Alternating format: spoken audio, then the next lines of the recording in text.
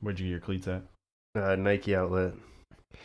These bad boys. Ooh, dude, those are fucking smooth. Dang, look at those. They're $40. Those are clean.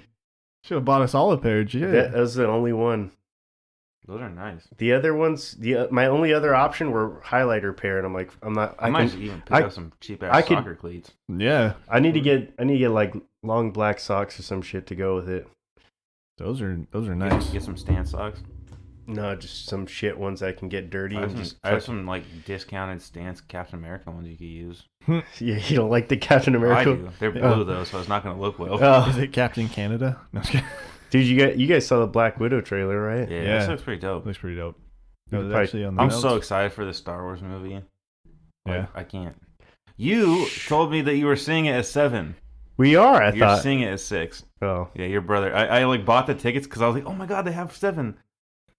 I texted your brother. I was like, your brother said you're seeing it at 6, right? Or at 7. He's like, no, we're seeing it at 6 o'clock. see, I told you that's how involved I was on it. He like texted me while I was in Disneyland, like, "Yo, we're buying the tickets for this." Did you see the new ride at Disney World? The Rise of the Resistance? no. Dude, you got to look it up when we're done. It's like the most interactive ride Disneyland's ever had, and it opened today at Disney World, so it'll be there when we're there in February. Ooh, nice. That'll be fun. All right, let's get into it. Boys, let's get to it. Enjoy the show. Enjoy the show. Enjoy the show. Enjoy the show. Lights, camera, action. What's up, everybody? We are the Three Amigos and a podcast. I know we've been on a little bit of a break. It's the first break we've ever taken. First week off we've had Ever. Well, I mean, you guys have taken weeks off, but you know, No, we never take weeks off. We're mentally here in spirit. Anyways, I feel season like 2. even when I've taken weeks off, I still get phone calls. Yes, that's very true. Shots fired at me. You do usually bother you. Yeah. It's never bothering me. But yeah, season 2, episode 25. Dang. Sweet. We're moving through.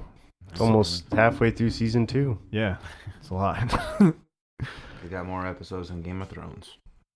Do we? I don't know. I don't think so. I don't know. Wait. Maybe. Yeah. So they do like 12, Right? and they did like 6 seasons, right? No, not 12. There was like 5 episodes in Yeah. the last season.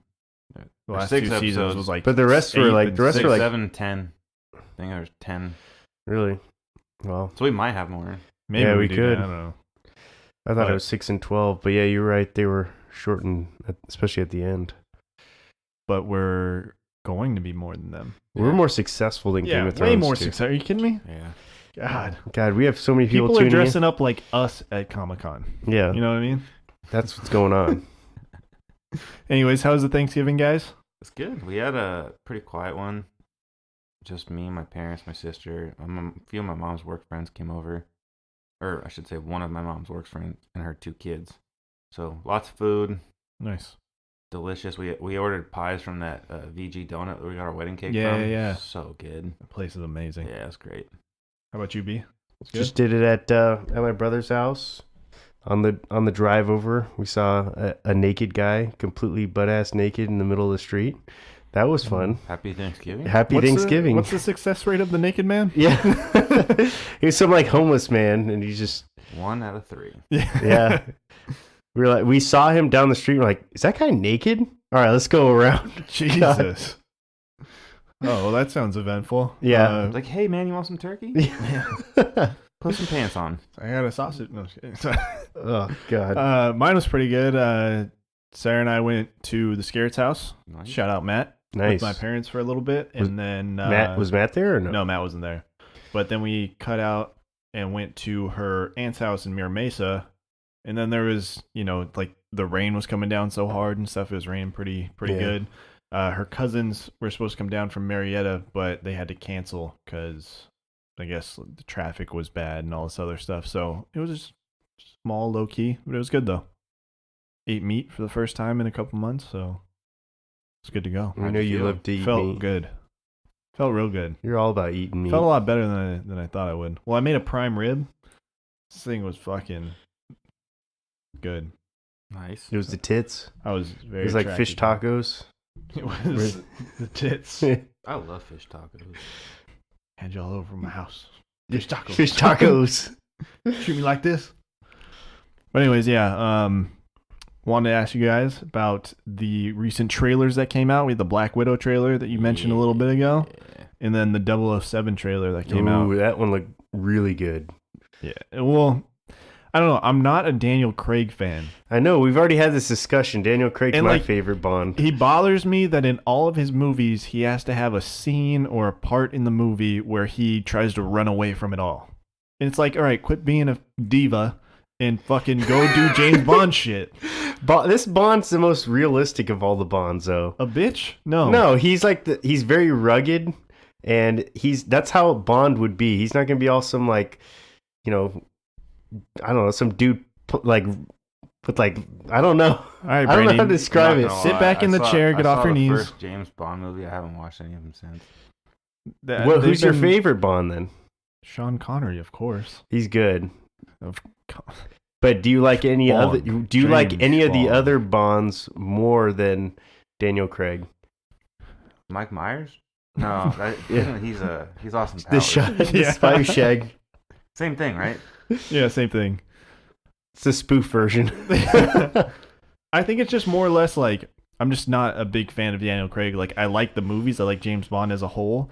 And I think these movies are good. I just wish somebody else was the one. The music's great. Music's always Hell good. yeah, it is. But I just wish somebody else was doing it. What's your favorite Bond movie though? I don't know. That's a good question. Casino Royale's the best in my opinion. I love that movie.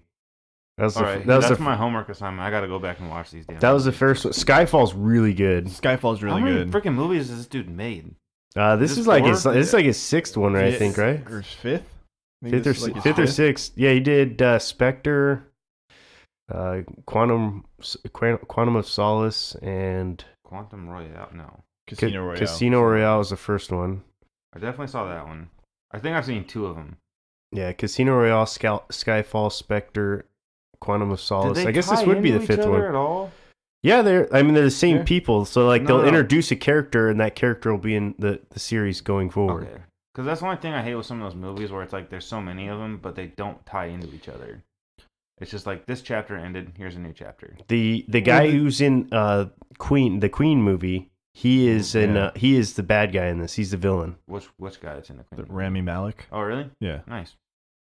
Yeah, it looks good though. I mean, I'm looks excited. I'm entertaining. excited for that movie. The Black Widow one, like it looks dope. I just don't care. See, that's the thing. And I heard that this one's going to be like their most action-packed one. Yeah. And I think they're just trying to overcompensate because her storyline It sucks. ended. Well, it's over. It's over. But at the same time, it's just like she doesn't have the most exciting storyline. So I mean, there's a lot there that's never been talked about. So like I feel like it's an open-ended. You can really dive into it, but I just feel like it's a money grab because her story ended, like her arc is over, and now you want to go back in time after a character that you just killed off. This is the way I look at it. Is it's giving Marvel time to launch this next series and make sure they're doing the right job. Like you know, as it is, they're taking this whole year off. Usually there would have been a movie by now. They did the Spider-Man movie. I felt like that was kind of like a filler movie too. Mm-hmm. This one's kind of sounds like it could be a filler movie, and it's just giving them time to make sure that they're launching this properly. But Yeah. I feel like they're filling in the cracks pretty well in her character. Like it's going to take place in multiple different times. Like it's going to take place back like pre Iron Man, and then there's going to be like some like I think it's supposed to be in between like Civil War and like the second Avengers, Age of Ultron. So like it's going to take place in multiple different time periods. I like that one guy who's going to be in it too. Oh, from Stranger Things. From Stranger Things. yeah. I love that dude. Yeah, he looks funny. Yeah, that Yeah. scene was funny in the Yeah. trailer when it's like, oh, we're getting the family back together. He puts Yeah. the costume on. Wow, Dad, you got fat. So like, It's like, oh, there's like I was like reading some of the theories that like there's a huge fallout from those people. Like the people I considers her family or whatever, Mhm. and that's why she turns to the Avengers. I don't know how much of that's true or not, but I guess I we'll don't find know. out. Yeah, we'll find out. May 2020, right? that's right. Should be. May 2020. Well, Dean, do you want to go? Because Brand's probably gonna go with, Enrique. What? Yeah, I don't know. This might be a Disney Plus one. Watch it on Disney Plus. Disney Plus one. Yeah. I'll see how the reviews are first. Yeah, exactly. But anyways, we I got. don't know, you always got to watch a Marvel movie in theaters. It's tradition, man. tradition. Black Widow really part of Marvel? Yeah. I mean, Her character wouldn't but- exist if she wasn't in Marvel. Her character was like a freaking what do you call it? A KGB. She was like a secretary. She was a hot secretary. She was KGB. She wasn't really an Avenger till after she hung up her KGB name tag. That's true. That is a good point, but she still contributed to them. It's just like you said, Brandon. It's a good way for them to like give everybody a year off of like another big movie in the Avengers, and kind of just be like, "Don't forget about us. Here's some filler." Don't you? Yeah. But anyways, we got a lot of stuff to go over this week because we missed a whole week of football, week 12. We'll kind of touch on it a little bit. But first off, college football playoffs this weekend. We got the championship weekend.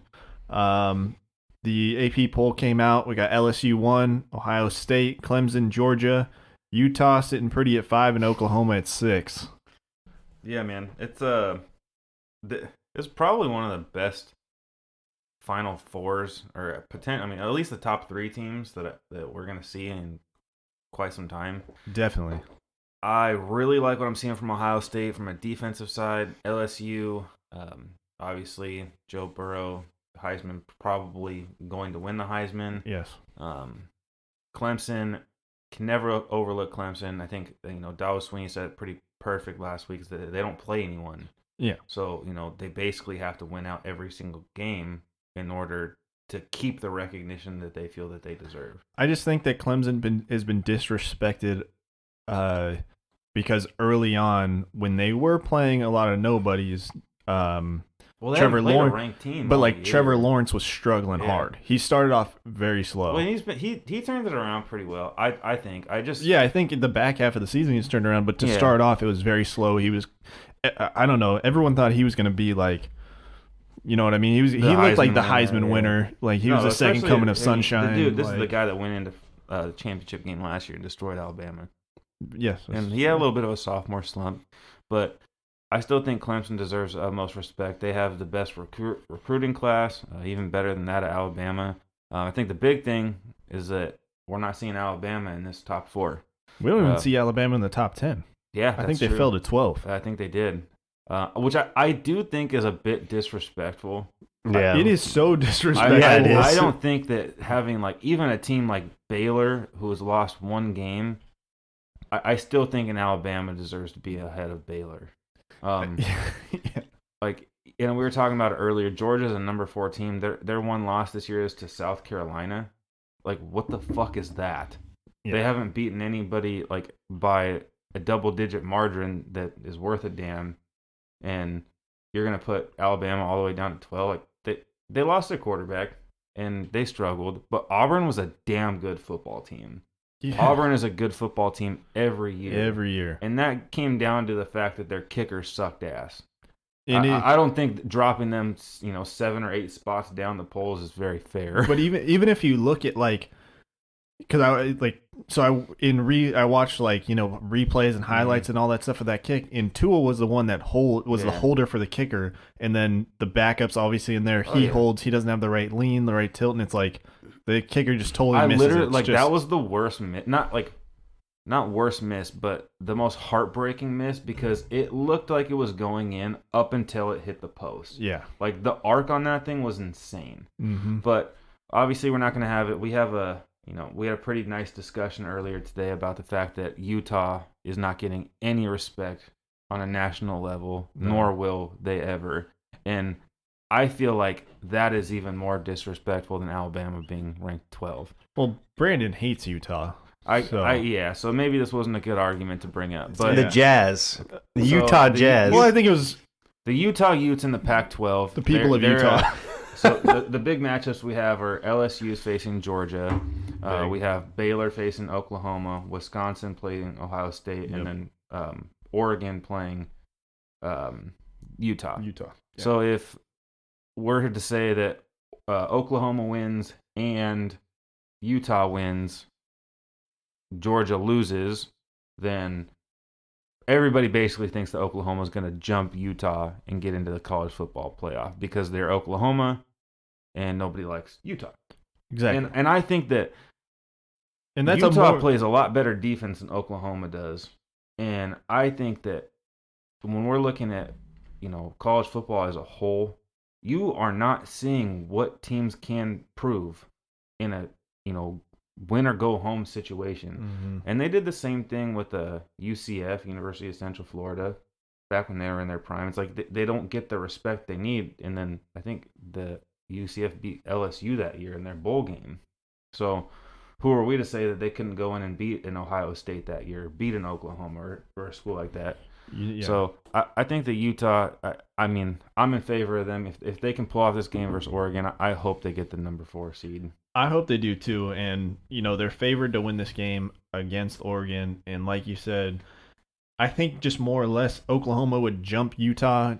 And obviously, it's like the disrespect of Utah in general. But at the same time, Baylor is a better ranked opponent than Oregon is. So just on sheer power rankings, it's more or less like it's tough. Utah, Oklahoma is interchangeable at 5 or 6. Absolutely. And then the real funny thing is if Utah loses and Baylor wins, they'll jump from 7 to 4. So seriously, we don't really know what's going to happen there. It's going to make for an interesting, final weekend of, conference championships and college football. I'm really excited to see, who ends up with the number 1 spot and how the games shape out. And then it's also cool to see who ends up playing who in the bowl game. This is the biggest thing. Let's say Georgia beats LSU. Where are you sitting them now? Are they out of the top 4? Who? LSU. No. If Georgia beats LSU. LSU beat Alabama, and they beat everybody else in the SEC. So they would have 1 loss. But I'm just saying that, like, if they did this late in the game in championship contention, you know what I mean? I still think that even if Oklahoma beats Baylor and Utah beats Oregon, I still think that LSU gets the number 4 seed. Absolutely. And that's not a knock against the other teams. It's just LSU is better than them. All right. I mean, I feel like that if Georgia does beat LSU, that's the best case scenario. If that happens, it's gonna people will riot. Yeah, there will be riots in the streets. Everybody's gonna be pissed off, but it would be the best 4 teams in the college football playoff that way. Yeah. Anyways, we have our 17 parlay that's going on, so we'll see if it hits Saturday. Fingers crossed. Like I said, we missed 2 weeks of the NFL, week 12 and week 13. Just highlight news straight from the get-go. Panthers fire Ron Rivera. Initial thoughts? It's bullshit. Yeah, I feel like he's a fall guy. It's like you just want to blame it on. They were 6-2, or no, 4-2 before Cam Newton went out. I don't know exactly. Did he play 6 games? I don't think he played that many games. Yeah, I thought he was more like 4 games or something like that. But, yeah, but still, I mean, but even still, I just feel like it's disrespectful for a guy who's taking you to a Super Bowl to just can him when things are obviously not trending in the right direction for your franchise. It's not his fault that they're trending in that direction. It's just the natural cycle of a team, Mm-hmm. Every team has their peaks and lows, Yeah, I agree. I just think it's hard. It's hard as an organization to watch your team last year lose like the last 8 games or whatever it is, and then this year again struggle with whatever's going on. I also told Ryan that I think that this move is more or less like their commitment to Kyle Allen. Like, this is their way of saying, like, however you had the offense or you had the team structured and set up around Cam Newton, we are now moving forward with Kyle Allen. He is the person we're building around, starting fresh. That's just kind of another way that I took it. So since 2013, they went 12-4, 7-8-1, but made the playoffs. 15-1, 6-10, 11-5, 7-9, and then obviously this year. So they've definitely been like an every other year kind of team. Mm-hmm. So this is the odd one out because they've had 2 bad years in a row. I just think that it's unfair to let go of a coach when he's lost their star player. Yeah. If you have to change the entire dynamic of how your offense is run, and you did. Yeah. Like 100%. That offense that they're running out with Kyle Allen is 100% different than the offense that they ran with Cam Newton. And not to mention, the GM has not done them any favors as far as setting their defense up for success outside of Luke Kuechly. But even still, it's like Luke Kuechly's missed several games this year with injury. And he's missed several games over the last few years. Mm-hmm. And they haven't done anything on the defensive side of the ball. They'll go out and they'll draft a Curtis Samuels, Curtis Samuels. Right. A guy who was a kind of a scat back at Ohio State who, you bring these athletes in and expect them to make plays, but you don't have anybody on the defensive side of the ball to back you up. I think a lot of this is more to blame with the GM than it is the head coach. Yeah. But again, like I was saying, I just had to look it up real quick. Last year they go 7-0 and then they lose the last 9 games of the season. This year, obviously they're struggling, but they're on a 4-game slide right now. Kind of feels like similar feelings of like you don't know how to finish a season, maybe. That might be what they're seeing. Going 15-1 and then lost a Super Bowl, and that doesn't sit well with any ownership. That's hard to, yeah. But yeah, week 12 will just go by real quick. We had, Ryan, you posed some questions to us in our last episode going into week 12. First off, it was can the Panthers keep their playoff hopes alive? That was Panthers clearly no. Then we had Philly favorite over Seattle. Just general comments. We were saying that it's a little bit ridiculous, and that obviously turned out to be correct with Seahawks beating them 17-9. And then lastly, you asked us about the Patriots offense, if they can get going against Dallas. And I think that kind of leads into week 13 as well, going up against the who'd they play week 13? Fuck. Yeah, against the Texans. And that's clearly 2 weeks in a row. Patriots can't get their offense going. They lose week 10, or they win week 12 in a close game. 13-9, and then they lose to the Texans last week for their second loss. So clearly, and those were some garbage touchdowns at the end of that game. Exactly, it was 28, like 28-9. The week 13 game, their loss to the Texans, that game was a lot closer than a lot more of a blowout than what the scoreboard showed. Mm-hmm. There were a lot of garbage time touchdowns, like you said, Ryan. But I mean, the Patriots, what are they going to do? Because they're favored to win the Super Bowl still. I think the Ravens I think are favored to go, right, or something. But they're favored to get to the AFC Championship game. Yeah, sure. I don't think they're okay. I think the Ravens are favored to win. But even still, it's like it doesn't look like they can even get there now with what they're rolling out on the field. I agree. It's hard because, and I said it a few weeks ago about their defense. They showed out for several parts of the year against, and they didn't play against anybody that was worth a damn. And even now, like they go up against Deshaun Watson, and he carved him like freaking cheese, man. Like it was easy for him. Yeah. And I think that with the Patriots, you have to look at the weapons that you've surrounded Tom Brady with, and there's no athletes on that field. Like Sanu was a solid pickup, but he's an aging wide receiver. Yeah. Julian Edelman. They're all similar receivers. They don't have that big guy who's gonna like N'Keal Henry, Harris, the guy that they just drafted in the first round. He's supposed to be like their stud, and he's been hurt all year. But they don't have Josh any. Gordon. Yeah, they don't have any big offensive weapons. And if Tom Brady's had anything throughout the entirety of his career, he's had at least one crutch to get the ball to. And Julian Edelman's a good receiver. But Gronk's gone. They don't have that guy. But he has always been second fiddle to whoever else is on the team. But even now, it's like Edelman, he is an excellent wide receiver, like we've been saying. But even still, you double him up, you put a linebacker underneath a safety on top, that guy's not going anywhere. And they've had a few injuries on the offensive line too, which is kind of shut down their run game a little bit as well. But the one thing that they did well last year was run the ball, and you're not seeing their yards per carry is significantly down this year over last year, and they can't move the ball down the field in big chunk plays anymore. I don't think that we're seeing the demise of Tom Brady. I just think that the Patriots need to get back to the drawing board. I think that they need to significantly increase the weapons because their defense is fine. I mean, obviously, like I said, they gave up a lot of points to the Texans last week. But if Tom Brady has weapons, then they can put up 35 points against the Texans. I mean, it's certainly. I'm not going to ever throw dirt over Tom Brady until there's no pulse. Yeah, until he's crawling off the field, man, he's still the best quarterback. In football. You really. I mean, he's going to get the benefit of the doubt every time for me. Yeah, agreed. I will just say that when they go, I think that their coaching staff, obviously Bill Belichick is a guru and he knows how to play call.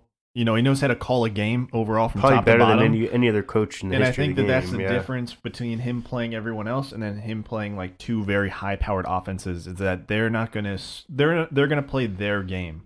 The Patriots are very good at getting people to play their game and play their speed and their type of football, I feel like. And with the Ravens and with the Texans, they played their game and they went out and won it. And absolutely. And that's the thing you got to do with the Patriots too. The only thing is play into their hand. That they don't normally get handled like this. Mm-hmm. And I mean, I think if we can all, agree on one thing, it's that Josh McDaniels probably should have taken that job with Indianapolis a couple years ago because his value has gone down significantly. Yes. Yeah. Well, we usually don't see the Patriots struggle this much this late in the season. Usually we'll see one of these blowout losses that the Patriots take really early in the season. It'll be like the Kansas City Chiefs week 4 or something like that, Mm-hmm. This is really late in the season for the Patriots to have issues right now. And the other part of that too is the Bills aren't backing down. I know I've been a huge I talk a lot of shit about Josh Allen, but I'm a believer that it takes a full team to win a game. And I mean, right now, if the Bills keep their pace, I mean, they're still fighting for a division. Yeah, I think they're only one game up on them right now.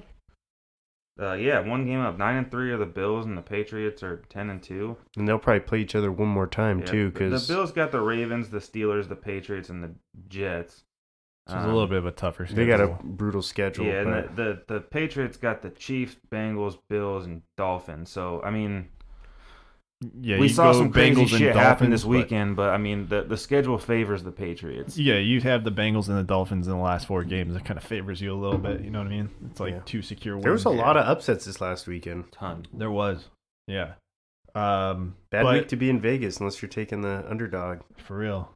We'll start with Thanksgiving games. Bears squeak a win. But even still, dude, the Lions. Did you watch that game? Yeah. Their third string quarterback, David Blough or whatever. David Blough. He looked good. He looked good. Yeah, he did. The quarterbacks are getting better, man. Quarterbacks are coming into the NFL more prepared than ever before. But I think the difference is that like we keep saying how like the pocket passer is dead. But it's like he's like the hybrid pocket passer. That was like kind of the sense of what I got from him. It was a guy that knows how to move around the pocket very well. Aaron Rodgers. Exactly. It's Aaron Rodgers. Aaron Rodgers is the perfect. That was a perfect example. He's the ideal quarterback. You don't need a Deshaun Watson or a Patrick Mahomes or a Lamar Jackson. Yeah. But you need somebody that can extend a play. That was a perfect. Extending plays is much more beneficial than running a 4-3-40 because as soon as you can extend a play from a 3-second sack to an 8-second scramble, the defense has to figure out where to go next. Well, you got all your people out there that run 4-3-40s, so it's like you just got to move out of the way for half a second. But yeah, that was a good game. Then the Cowboys, they just couldn't stop turning the ball over there. Yeah. Like. The Bills, that was an easy win for them. They literally kept handing the ball to him. I think Dak fumbled the ball like 3 times in that game. Jason Garrett, and I know he's on the hot seat for sure right now. I don't foresee him getting a contract extension at the end of this year. But Ezekiel Elliott had 8 carries for 54 yards in the first quarter. He finished the game with 12 carries for 71 yards. It's really good yards per carry. Yeah. Sure.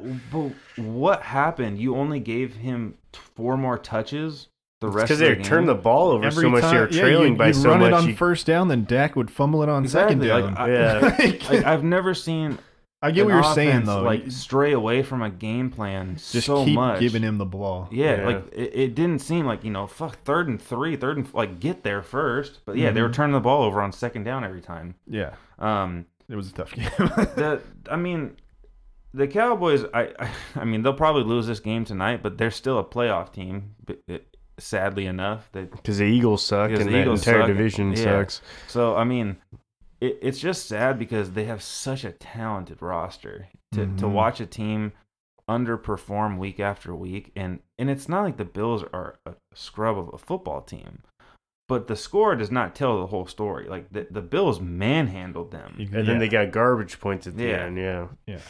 Then our last game was the Saints getting the easy win over the Falcons. Another case of just Falcons couldn't stop turning the ball over. And the Saints clinched a playoff spot. I want to give a huge shout out to Young Wei Koo, though, because that dude had 3 onside kicks that recovered. Was crazy. Only 2 of them counted, but the first one should have counted because they called a bullshit offsides.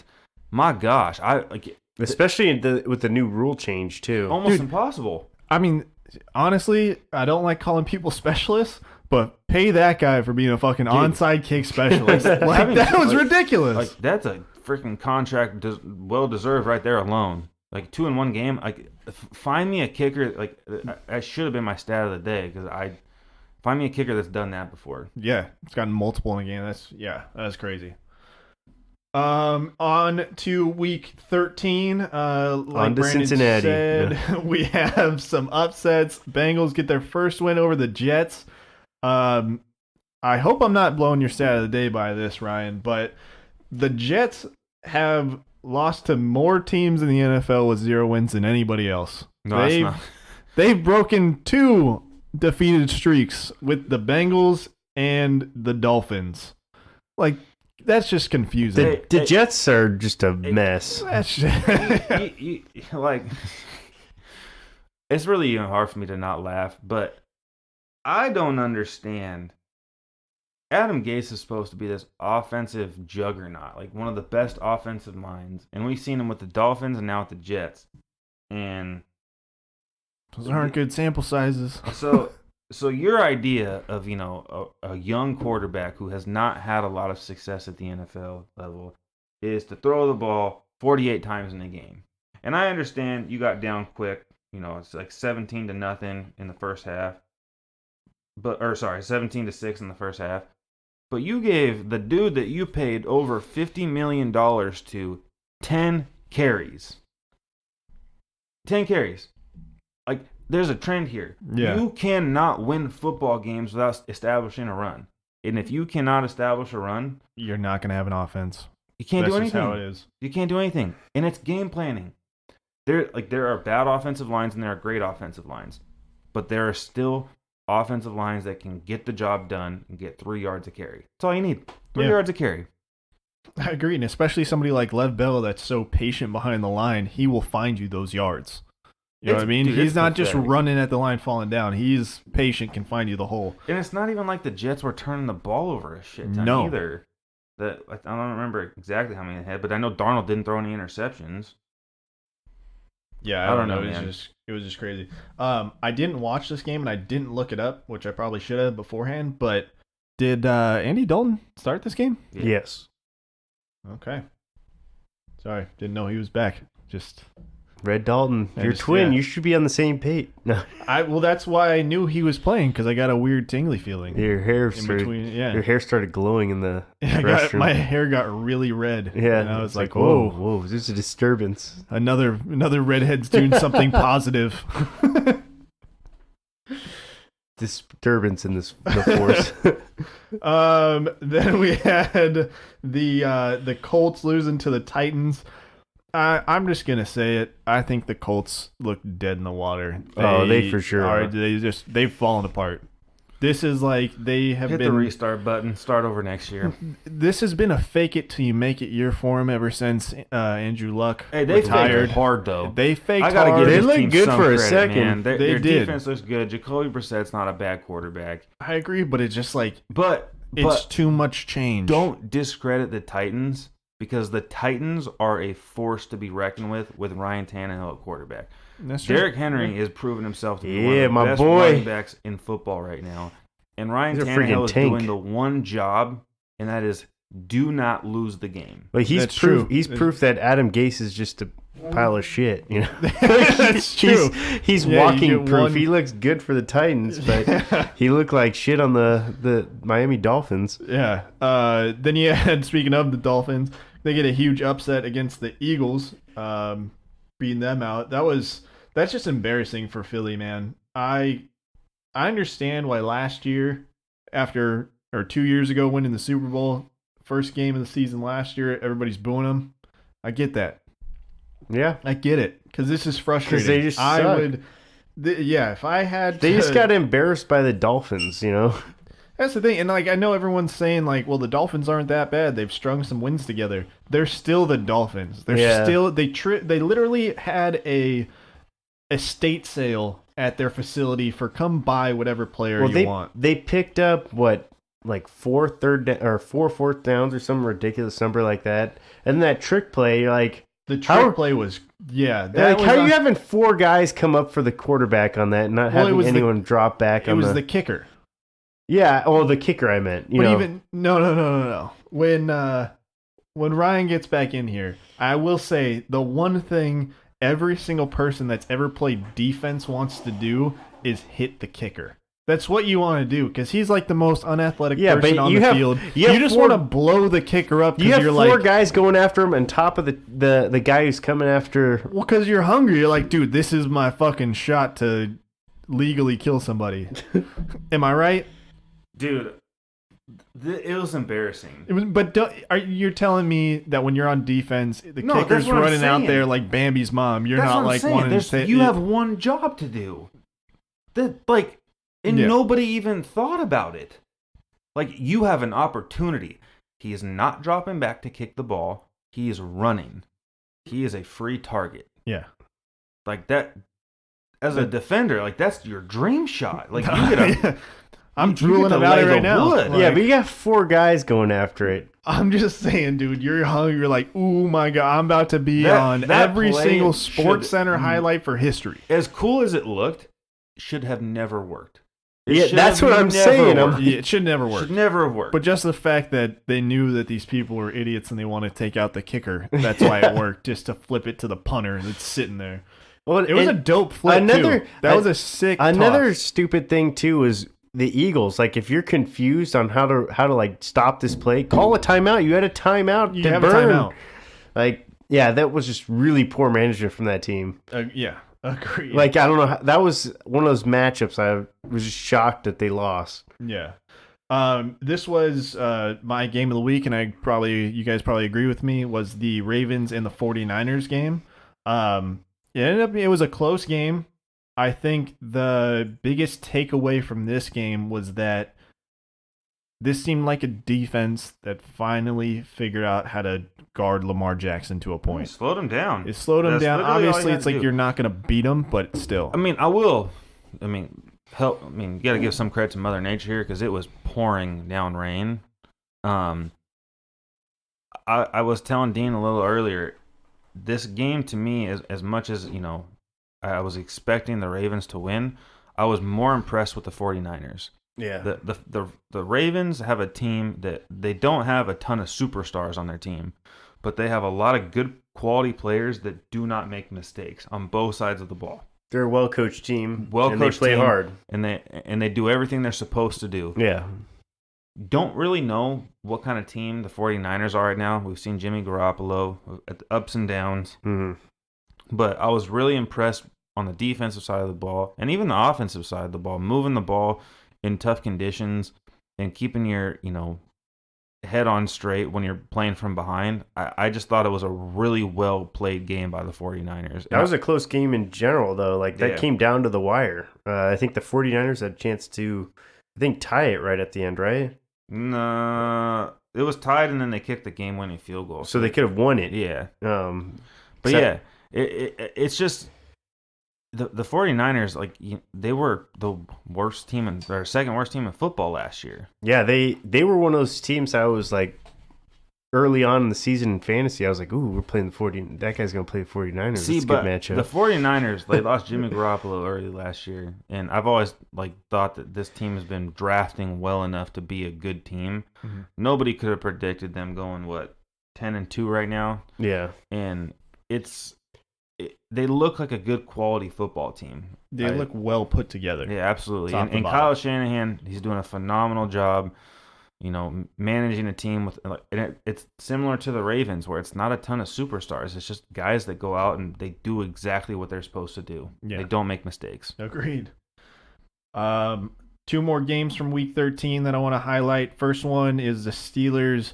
They get their, kind of revenge game against the Browns. Obviously, not like real revenge, but still, no one got hit in the head with a helmet. So that's positive. I like that series is evened up. Yeah. The Brown season is over. Yeah. I can finally say I told you so. Yeah. I've been waiting for a while. I've been like, wait, how many games have they lost? All right. They started catching fire at the end. I felt like they were starting to hit their groove, and then it was already too late. Yeah. They just, I don't know what Cleveland does to quarterbacks, man. Like, Baker Mayfield's not that good. no, but I think it's he's more incredibly okay, over. He's not that good, but now he's to me, he's starting to remind me of Johnny Manziel, and I'm like, what's going on? Like, Oh, what kind of freaking cuckoo dust are you putting exactly? in your coffee? Yeah. What kind of shit's going on in that facility? I get that. I think a lot of it is just ownership. And, you go out and you hire Freddie Kitchens.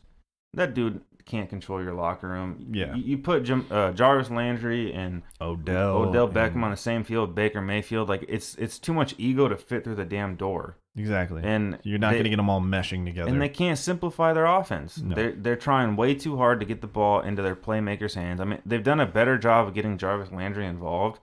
But, honestly, I hate to say it, but the difference why their team's kind of been rolling is because Kareem Hunt came back from suspension.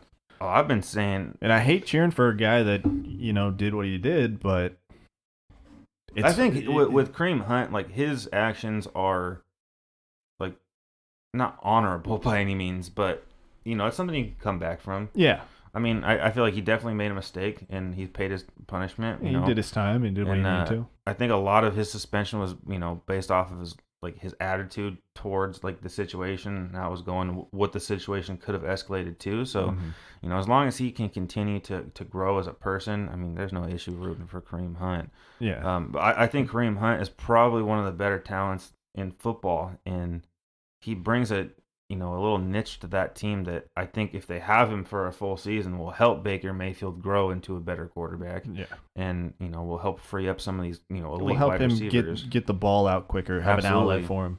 I will say, I'm not a big Stephen A. Smith guy, but he said something really funny. He was like, Baker Mayfield's in more commercials than he is in the end zone. Yep.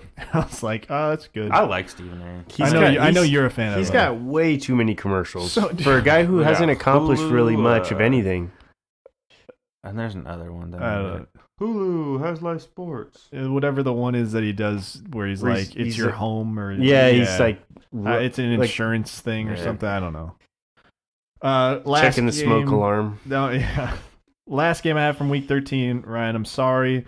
Chargers have another tough loss. That PI call at the end there was such bullshit. That was a terrible call. It was a terrible I heard it on the radio.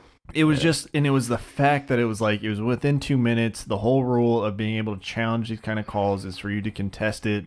They don't even take time to look at it, No. and it was against Casey Hayward, right? Yep. It was just more or less like it's a deep ball, and I hated listening to that game on, I was watching it on Red Zone, and just to hear the announcers be like, they're back in their own 30, and clearly they're throwing this to get the PI against you. Why are you even defending him? And it's like, he doesn't defend. He runs to the receiver, gets his head around, and the receiver falls down. Yep. It was, yeah. Well, their season's over, so I don't have much to say. Oh, they're looking for a new quarterback going forward, right? No, You don't think so? not next year. He gets a 1-year deal. Unless Rivers retires, yeah. I don't think he's going to retire. I think that he really, wants to see this team through into their new home, and Well, plus I don't think he has enough money to retire. He's got 8 kids. Yeah, it's got to take a lot. Yeah. He's like, he can only afford like 1 or 2 proms right now because most of them are girls. Fucking hell, Jesus. But no, I think that Phillip Rivers is still going to be the starting quarterback unless he chooses to retire. I do think that, as much as I hate to see his streak go away, it is time to start seeing what the other options are. Easton Stick is a guy that I think that needs to not necessarily start games, but I think they need to start, implementing, see what they have there. It sucks, man. It's another one of those situations like the Cowboys, and I feel like these two teams mirror each other all the time. They do. It's such a talented roster, and it just seems to go to waste. And I've kind of argued with your dad a little bit ago about Anthony Lynn, and I kind of am starting to see where he's coming from with this because, this has been an issue as soon as he started, and last year was the exception. They won a lot of these close games. Mm-hmm. And I think the biggest factor at that was, they had, Phillip Rivers, who was playing better with an offensive coordinator who understood, how to utilize their weapons. As soon as Melvin Gordon went out, Ken Wisenhunt forgot how to run an offense. Mm-hmm. And this new guy they have out there still doesn't know how to run an offense. What he's doing. So it's a bummer to watch, but I do think that the Chargers need to look towards the future and start thinking about, a quarterback that can come in and, succeed Phillip Rivers.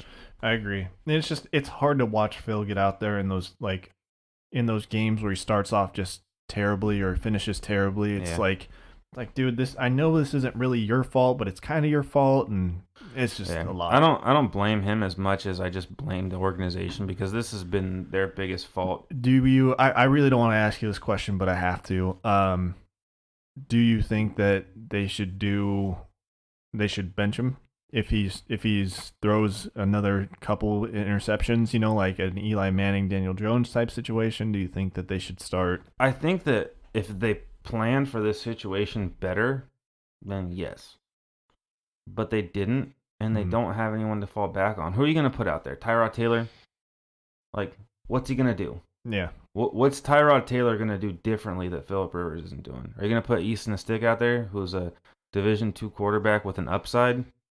That's not going to build any confidence. So if they had somebody that could come in, that could manufacture plays, that had a big arm, yeah, but they don't.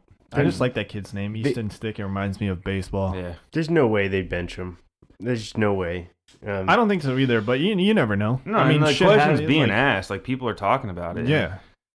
I mean, he's not definitely making bad decisions with the football, and there's no denying that. Yeah. And it's hurting the team significantly this year. But like you said, it's not like there's like a guy waiting to be groomed by Phillip Rivers that's on that roster. I mean, Tyrod is basically on there to keep the team afloat if the team were to get injured and they were contending, But like, yeah, I mean, this year it's already a lost year. Yeah. It would just be disrespectful to a guy who's played something like 17, 18 years, something like that with the team. Yeah. Or maybe it's 16, right? Yeah. And the other part of that too is that, an offense without Phillip Rivers means a worse off Keenan Allen. I mean, Keenan Allen's a phenomenal receiver, but the relationship between the two of them is why Keenan Allen is so good. Yeah. I mean, he's got some of the cleanest cuts in football, but if he doesn't have a guy that can get him the ball before he's looking, exactly, not going to put up the same amount of numbers. No. Week 14, there was a lot of good matchups in this week coming up. A lot of teams that had similar records that are kind of going up against each other. I highlighted just a few just because they seemed important to me. The first one, the 49ers and Saints. This kind of has like some first round bye implications for the playoffs. Obviously the 49ers are sitting at like 5th right now, even though they're 10-2. But this can sway them into first place. This is still a very close race between these two. So that should be a good game. I think I got to go Saints in this one though. In all reality. Yeah, I think that a lot of this game is going to come down to the Richard Sherman on Michael Thomas matchup. and the ability to slow down Alvin Kamara catching the ball out of the backfield. I like the defensive matchup for the 49ers a little bit better than the Saints. I don't know if the Saints defense, I mean, they're good. Yeah. If they can force some turnovers, then this game will definitely be the Saints. But I kind of like the 49ers just for the sake of their defense being able to shut down some of the weapons that the Saints have. That's very true. It'll be a good matchup, though, regardless. Then we had the Panthers and the Falcons. This one, I just wanted to see how the Panthers are going to bounce back after losing Ron Rivera. Ron Rivera is a guy in that organization that cared, just as much for the players in and outside in the locker room as much as outside the locker room. So it's like, how are the Panthers players going to react to this is like one of those matchups early in the season you'd probably be salivating for. You're like, ooh, Panthers versus Falcons. That's going to be a really good game. This is definitely the matchup of the letdown season. Yes. This is, I agree with that. Then last I had the Chiefs and the Patriots. Just think that that's a great AFC matchup. And well, of course, yeah. I mean, yeah, those were the two teams that were in the we won AFC some money off championship. this game last year. Yeah, we did. I was stoked with the results. Hey, this game is being played in Foxborough, so I mean anything could happen. I'm not sure what the weather is looking like currently out there. Yeah, but yeah, if the Patriots can't get an offense going, this game might be 30-10. Like it could easily go very ugly very fast, and it's a huge game for the Chiefs too, because I mean the biggest reason that the Chargers haven't been eliminated from playoff contention is because the Chiefs are 8-5 right now. Even why the Raiders are sticking around in that. That's kind of all I had for week 14 as big matchups. I don't know if Ryan, you see any more that you kind of are interested in. I mean, Rams Seahawks is always a good matchup. This game for the Rams is huge because they're not a bad team. They're sitting at 7-5 right now, and if they have any dream of hopefully getting into the playoffs, like they have to win this game. Yeah. Like there's no ifs, ands, or buts about it, and especially for the Seahawks, like trying to get a game up on the 49ers is going to be huge because they still have to play each other. Yeah. And having that buffer game, if you're a game up on them, it's a lot easier than going in, with tie the same record, and then them getting the win on you. I will say that this is a good matchup. It's a must win for the Rams. I think the Rams have fallen flat on this season. Yeah, we've talked about it, how they're not looking like the team that they once were. They can't really move the ball. Yeah, if they were playing in the AFC, it'd be a completely different story, but the NFC is just too heavily stacked. I mean, you talked about it earlier. The 49ers are the number one wild card team, and they're 10-2. Yeah. The Vikings are 8-5, and they're the number 2. It's a challenging division or a conference to be playing in right now, for sure. The thing with me is, for me, I would feel so disrespected if I'm a Seahawks fan because the Vegas line is exactly the same. It's 50-50. The spread is 0 points. The money line's the same. It's literally like a coin flip. That's how they're seeing this game. Mm-hmm. And I think that the Seahawks are better than the Rams. But, so that's week 14. We'll see how that goes. Let's talk some baseball. Yeah. Let's do some baseball. A lot of moves made by the Padres. Or not a lot of moves, but some significant moves. Yeah. That's well put. Yeah. Padres trade Urias and Lauer for Zach Davies and Trent Grisham. There you go. So Urias, I know I was a fan of his. I thought that they didn't give him the shot that he deserved. I know you guys kind of feel differently. No, I'm with you. I remember I was a fan, but yeah, it's just I'm the lone wolf. Yeah, I guess you're the lone wolf, but to me, this signifies that the Padres think that Urias isn't going to pan out like everyone thinks that he is. That's kind of how I see it. Or they're really high on Jerks and Profar, which is probably the next part. I would say it's Davies more than Yeah, I don't. I think that the Profar deal is like he can fill in right now, I truly believe that they're very high on players coming up in their farm system, like Xavier Edwards, who's obviously too young to play right now, or CJ Abrams, who could eventually, fill that void as well. Obviously, several years off the mark, but I think that the value here is Zach Davies, and looking at his numbers, and obviously he's had some injury issues. They're not trying to have 5 starting pitchers. It looks like they want 6 or 7. Mm-hmm. And he looked good. Yeah, he's solid. And that's one of the biggest reasons that getting rid of Urias is okay, because I feel like we swapped, like with Trent Grisham and Luis Urias, we swapped the same exact player that just plays different positions. Both of them had absurd AAA numbers who struggled in the major leagues. It also goes to show that they're not done making moves in the outfield. Yeah, definitely. There's definitely plenty of moves that are coming forward. I personally think, I mean, just based on pedigree and stuff, I think, what's his name? Urias seems like he was certainly the highly touted prospect of the two. Yeah. But with that said, Preller's got a long history with Jurickson Profar.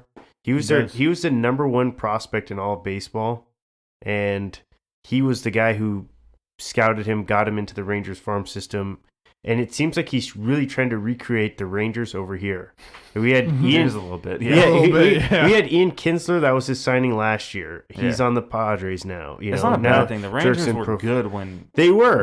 They were. And I'm not. I'm not criticizing. I'm just saying. I'm saying this is what it is. And Preller is obviously very high on him, and felt like he was maybe mismanaged between his time with the A's and with the Rangers. And going forward, I really hope he knows what he's doing, because he's been kind of hit and miss on a lot of his stuff since he's been with us. Yeah. I think going back to the Urias deal, for me, the biggest knock with Urias is his inability to put the ball in play. And it's one of the things. Surprisingly, though, that's where I'm like, I just don't understand it. Because he had great plate appearance. He does. He has great plate appearance. Or plate presence, whatever you want to call it. And I think that, the expectation for Luis Urias from a, national standpoint was a Javier Baez or a Jose Altuve type player, somebody that has plus power with, a good glove and that can put the ball in play. Mm-hmm. We never saw the plus power at a major league level. And we never saw the contact that needed to be made. The contact was the huge thing. And we saw power at a AAA level where power numbers went up 35% or something like that. I didn't even look at the power numbers in AAA because everybody's crushing the ball down there. It's inflated every single year. I feel like they hit 150 more home runs. It's like Travis Jankowski goes down to the minors. Oh, he hit 20 home runs this year. You're like, well, come on. This guy's going to hit 2. This guy's going to hit 2 in the majors if he played a full season. So I mean, for that trade specifically, I like Trent Grisham. I think that he brings a different niche to an outfield that needs a left-handed bat with plus side power. I think that he has had more full-time playing at a major league level now than Luis Urias has had. But I love the Zach Davies acquisition. I think that, getting him on I think he's got a couple more years of He's proven. control. He's probably the most proven guy in our rotation. And I was going to say, he's a guy that can probably come in right now and be the day one starter pending other moves and what they think of Chris Paddock going into next year. I would put Paddock over him. I personally would, but I just mean from a full spectrum of numbers. Yeah. He's in the rotation without a doubt. Absolutely. It's like him and Paddock are pretty much penciled in. They'll be in the rotation. And that's next year. exactly what the Padres needed. There were so many question marks in that starting rotation, so I'm okay with giving up Urias with the depth that they have at the position because he has a giant question mark. And maybe he will be a great player. He could be. But the fact that Jurickson Profar has a better OPS, better on-base percentage, doesn't strike out as often, is a lot more attractive to the other pieces in our lineup. Agreed. And on the Urias trade, I always thought that he had, a great glove, great range, all this other stuff. I think he played 80 games or something like that, and he had 9 errors. Yeah. So even with... And he's supposed to be a shortstop. And that's the other thing that I think really benefited us in this trade specifically was the fact that Tatis got injured in the late in the year because then Urias moved over to short. Because got Urias lot is more a reps. natural shortstop. He was playing second base because of Tatis. You'll still be second base with the Brewers, I think, right? No, they're going to put him at shortstop. They're moving with short? Yeah. And I don't see him, and me and Dean talked about it a little bit on the phone. This new age of shortstop is a lot longer, a lot stronger, and a lot more athletic. And Urias doesn't have. I mean, he's what 22 years old, so he could still hit a growth spurt. We got a stud shortstop on our roster. Yeah, but even that, still, like, it feels good to be able to say that. Who's the guy from the Astros? Correa. Yeah. I mean, there's a plethora of them out there now, and he just doesn't seem to fit that mold. Yeah, it's not the same type. But, yeah, the other trade, we've been talking about it. Padres acquire Profar, give up Austin Allen. I think this is a great move because Austin Allen's he's not going to beat out Austin Hedges like you said, and he's not going to beat out Mejia, and he's not going to outplay Austin Hedges. Yeah, it's a guy that's not going to play Eric Hosmer at first base. So. Yeah, it's not a guy that's going to play a full season in a Padre uniform in my eyes. So from my understanding was the A's weren't interested in really picking up any of the options on him, and they were just looking to essentially give him away for just about nothing. We basically were able to collect him without having to deal with any of the other suitors. It's fine and that's too, what I like about I was it. talking to Dean, and like one of the people that we've brought up very frequently in trade pieces is Josh Naylor. Yeah. And I could have sworn like Naylor was going to be the name we're going to see, and I was like, ooh. Yeah. Not because I want that Naylor would have been on a steep price for sure. Not because I want Naylor on our team, but I feel like there's a higher trade value with Naylor. Yes. Because he showed his versatility and his ability to play at the major league level. Yeah. But he's never going to play for the Padres as an everyday role. Yeah. Well, we just have too many guys, and really it's about filing it down to the prospects that we really envision sticking in that position and using those other guys as trade pieces to build with proven players. And that's really where we're at. I honestly see the Padres being like the team this offseason making big splashes outside of maybe like the Yankees who are making free agent signings. But like from the trade market, the Padres will be the team this offseason. And I think the Urias trade, it just shows that, they have their pieces that they're not going to be willing to trade. And I've also heard Brandon, who's talked about this guy a lot, Patino. He's another untouchable. So you got Gore, Patino, who are going to be the top of that list. And the rest of them, it's up for grabs. Yeah. And I honestly think if you're going to put together a roster that can potentially compete, and I don't think, I know it was always Project 2020, but it's looking a little dim right now. Yeah. But I think if that's still your goal, then it's time to start giving up the farm for some of these other more proven players. Yeah. You just have a small timeline to get things done. Like I honestly, I felt like Urias, we sold a little low on him. And you might have your opinions as him not being great, but like if we would have traded him last year, we would have gotten way more. Oh, absolutely. And so we're trading him at a lower value, but there's so many other variables involved. You have all these other guys who are on cost-controlled contracts, and you can't afford to wait around for a guy's value to rise up so that way you get the maximum amount you get on that trade market. Oh, absolutely. Urias's value is, kind of plummeted. High. We probably could have gotten somebody, a front-of-the-line ace for, the value that he had over the summer. But it's it's part of the game, and I still think we got good quality back. And like I said, until Preller proves wrong, then I'm gonna keep faith in what he's producing. I think that the other interesting signing was the Drew Pomeranz deal. Kind of came full circle. It's really gonna piss off Red Sox fans because they're still butthurt over that trade. Which still makes zero sense to me. But I like this deal. I think that Pomeranz has a huge upside, and I know that he had a really shaky start with the Giants last year, but the Giants got off to a terrible start, and he turned it around pretty well. A's, right? Or the Brewers. He was on the Brewers last year. Brewers. And I he's a dude that I can definitely see. We've had issues all year with people having the ability to eat innings. Well, he's one of those guys who's kind of like he's only really got like a 3-pitch repertoire, and like that's good for somebody out of the bullpen. It's not great for somebody who's starting a game. And he pitched well in our system.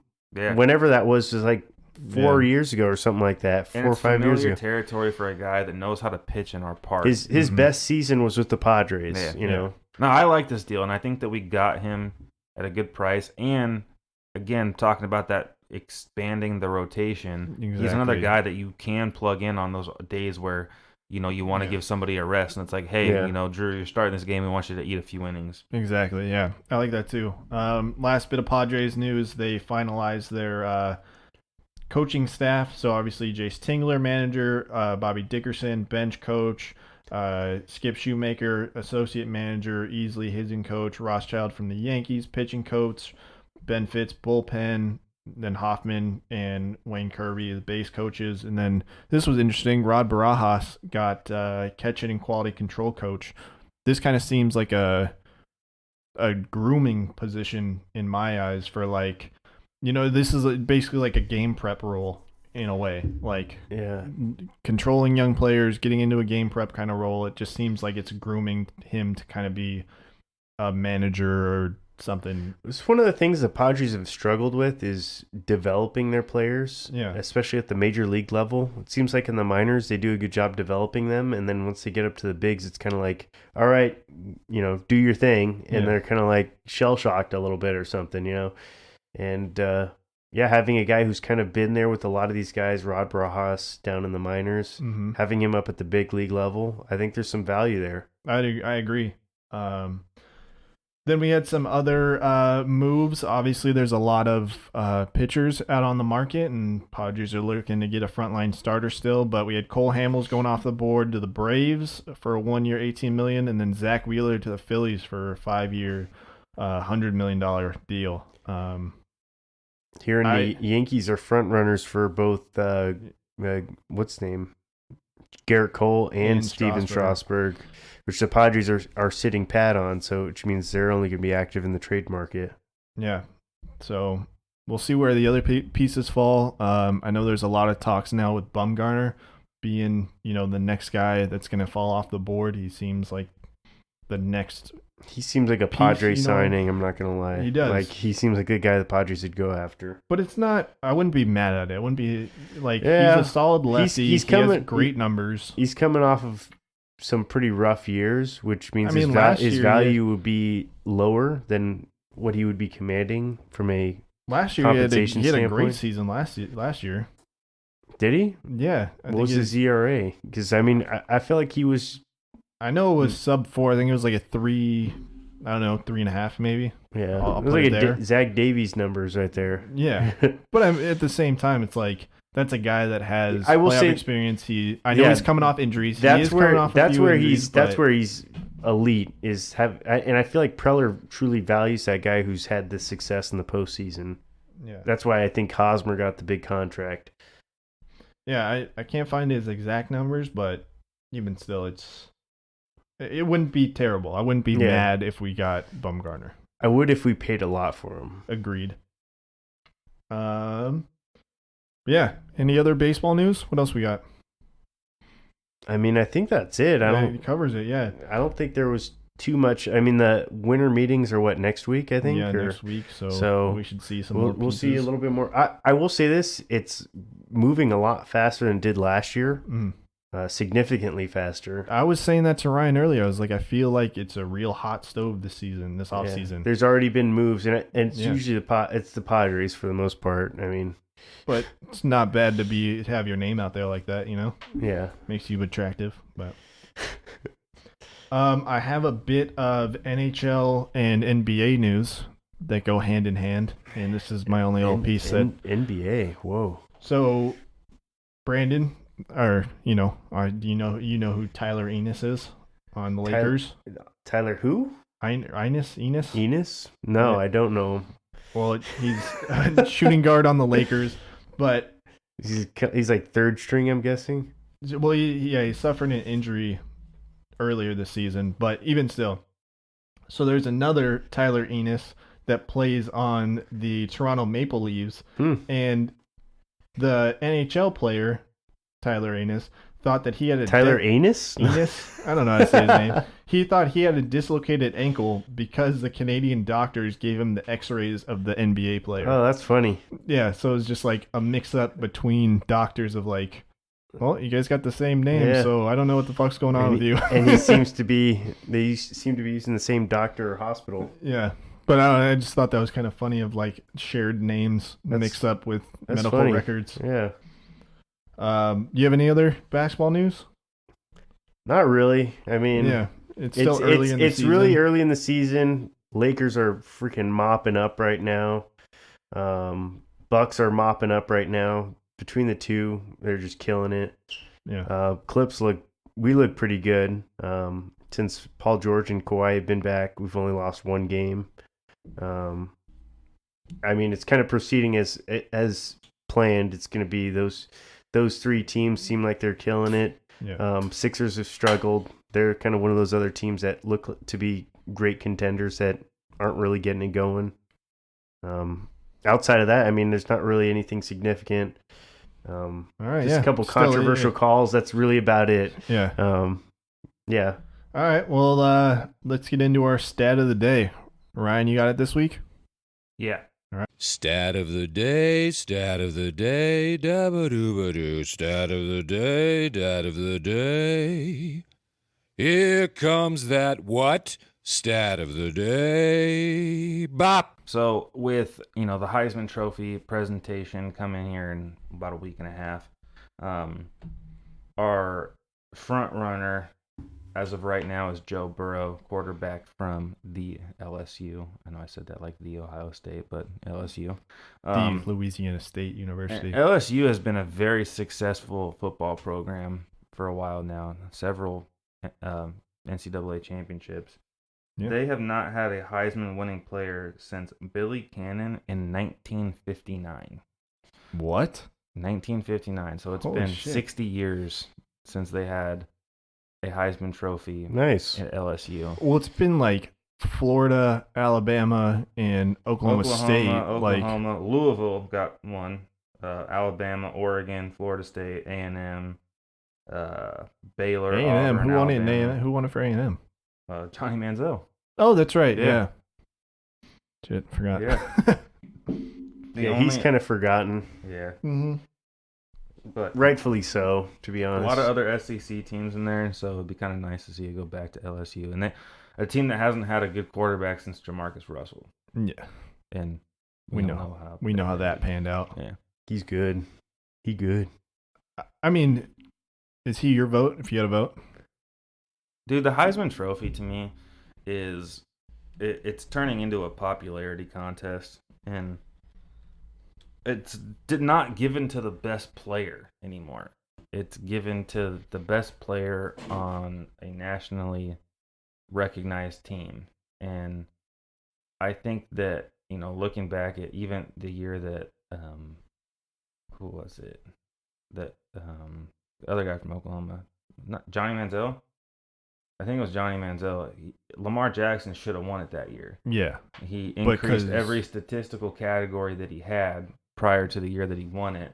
But it was because it was like he was a freshman and Louisville wasn't. And there was nobody else that could outbeat him. This time, Oklahoma had a guy who was good, and so Johnny Manziel won it. I think that Joe Burrow is well deserving, but I think that the best, most impactful player in football is Chase Young. I agree. And I think that the numbers, they don't lie. I think I told you last week he had 17, 18 sacks? Something like that. Yeah, and he missed 2 games. He averages 2 a game. Yeah. So I think that, if you're talking about the best player, the most impactful player, it's Chase Young. I think my vote has to go to Jalen Hurts, though. If I just think that him moving to a new system, I'd give being it to able, Jason or Fields. Jason Fields. Yeah, I think the quarterback from Ohio State. State. Before I gave it to Jalen Hurts. Jalen Hurts been throwing a lot of interceptions lately. Just for me, it's just a fact, the way that he went to a new system. Obvious. I mean, Oklahoma wasn't a bad organization beforehand, so it's not like it's not like he turned anything around, but just the fact that he was able to kind of reinvent himself after that. Like that it inflates quarterbacks' numbers, so it's not hard to go in and produce right away. That's true. But the thought process is one of the reasons why it drives me nuts, because that's exactly how these voters think. Yeah. And at the end of the day, it's no longer about, like, you look at some of the past people that won the Heisman, like Bo Jackson, like just the best player on the field. And so I think they got away from the best player on the field, because there's no way Joe Burrow is the best player. Well, they've gone away from the best player, and it's literally just like it's the offensive player. Who's the best offensive player? Who's the best quarterback? I mean, we've seen a couple running backs. I think Derrick Henry was the first person to win it in a while. So before Derrick Henry was Mark Ingram, and then you'd have to skip Reggie Bush and go all the way down to Ron Dane from Wisconsin, 1999. So it's definitely a quarterback-heavy award. And the last time that we saw anybody outside of quarterback or running back get it was Charles Woodson. Yeah. And he was technically a wide receiver / DB. Mm-hmm. So it's tough. I will say it is funny, though, because I'm looking at, like, the odd favorites or whatever to win the Heisman. Mm-hmm. And out of the top 10, there's one running back. All the rest are quarterbacks. Guy from Wisconsin? Yeah. Yeah. Jonathan Taylor. And I mean, it's just, like you said, it's not the best player on the field. It's just who touches the ball the most. Yeah, it's like the MVP award in the NFL. It's got to be a quarterback. Who's popular this year? Yeah. But, that's interesting. I mean, definitely Joe Burrow deserves it. He's a phenomenal player. Just for what he's done for LSU. Yeah. You watched that thing last week about his, coming out there with Burrow spelled with the X at the end. Yeah. And, like, the fans just losing their mind. Yeah, EAUX. Yeah. I was like, oh, that's funny. Yeah. The crazy thing about Joe Burrow, too, and, kind of going into your Jalen Hurts argument, this dude played at Ohio State. He wasn't good enough. That is very true. He wasn't good enough to beat out Haskins, so he transferred, and he put it down at LSU. I think his transfer was last year. 2 years ago, it's not his first season. Yeah. He still had a year to, like, develop in the system, but I agree. But it's like moving. Haskins, Burrow, and Fields were all they're all there simultaneously. Yeah. And before that was Cardell Jones, another quarterback who went to the NFL. So there's a lot of competition there. So, I mean, I got to give the dude a lot of credit. And for picking LSU, a team that doesn't normally have good quarterbacks. Yeah. But, yeah, hopefully he wins. I do feel bad for Tua. I know that, that injury was huge for him, and it was his year to kind of win a Heisman after, what's his name from Clemson? Kyler Murray. No, after Clemson's quarterback kind of took a dump earlier and was out of the running. Trevor Lawrence. Yeah, Trevor Lawrence. Yeah. He's got another year to prove himself, though. That's true. But, all right, everybody. We are the Three Amigos and a Podcast. We're back in full swing, full rotation, finishing off the year, coming pretty soon. So we will we'll do some highlight type things for our favorite decade stuff. Can you believe that it's like a full decade? I don't know why it feels so weird. I guess it's the first decade we've been alive for. Damn. Full decade. Well, not you. You were born in what? You've been around for more than a decade? No, I'm saying that to see a decade close, to go from a 0 to a 10. Or sorry, you've been around for that too. What am I trying to say? I don't know. I was like, I'm going to cut this part out. 2002 to 2012? I'm going to cut this part out. But this is like a fun first decade that closes out of us being adults. There you go. That works. Yeah, that works. Because we were children before. Yeah. Not really you. I'm still a child. Well, yeah, I guess you, because you graduated, in 2008? 08. Don't hate. 08. Forget that Brandon. I always think Brandon's so much older. I know. It's like the old man. Like, how old do you think I am? Aren't you how old are you? 30-something? No, 29, asshole. Close enough. You're close enough. Distance. Can you even have kids anymore? That's right. To my pleasure. Oh, jeez. Good thing Dama doesn't listen. No kids. When is she going to give a shout out to us on our YouTube page? Never. Yeah, whatever. She hates our podcast. No, I hate our podcast. No, she actually's talked about coming on. She's like, I'm going to come on. Oh, Dak Prescott. Yeah, I saw that earlier. Nice. 19-yarder. While you were talking, that's why I went like this. I was like, cheering. So you almost got your 14 or 15 points. Yeah, I'm at like 14 right now. Yeah. But all right, That's everybody. like a respectably bad score. We will be back next week with more episodes. And, yeah. See you next week. See ya. Later.